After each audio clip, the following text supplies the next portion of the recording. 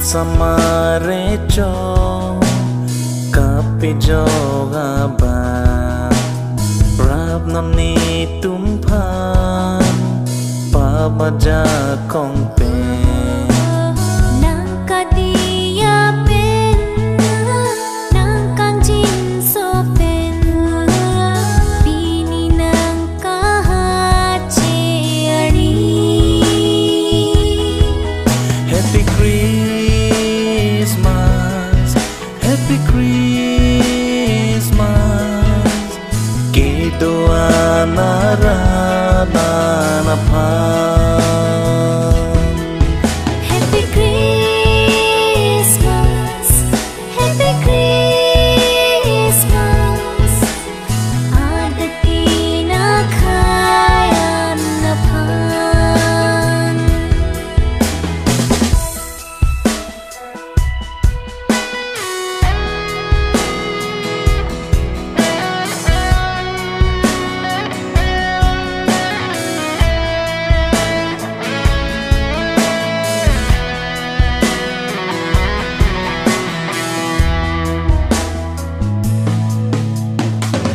Kaki doa runangalang pan ning cipang tirpen ding nangalang pan Riso sarlaran kiruman pinang Cristo Emmanuel lapang Happy Christmas,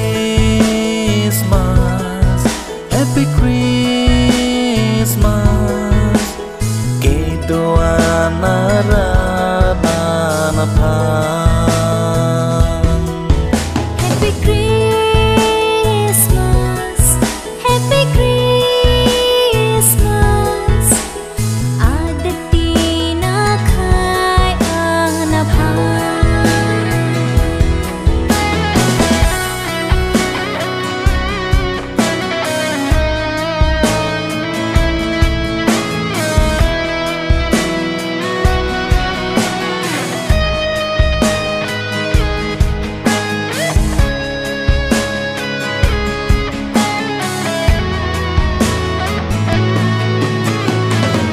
Chuke doan, jakong ke doan, jowar dom lonan, joning ri lonan.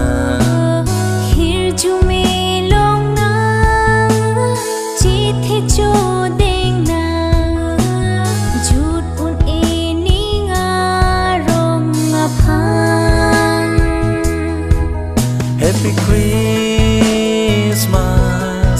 Happy Christmas. Kedoa narana pan.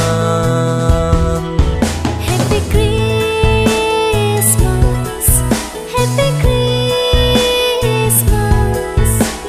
Adati na khayan na pan. Ning Samarecho kapijo gaba rap nam ni tumpan pabaja kong pe Nang kadia pen nang kanjin so pen pini nang kahacheri Happy Christmas, Happy Christmas. Kedoa narana pan.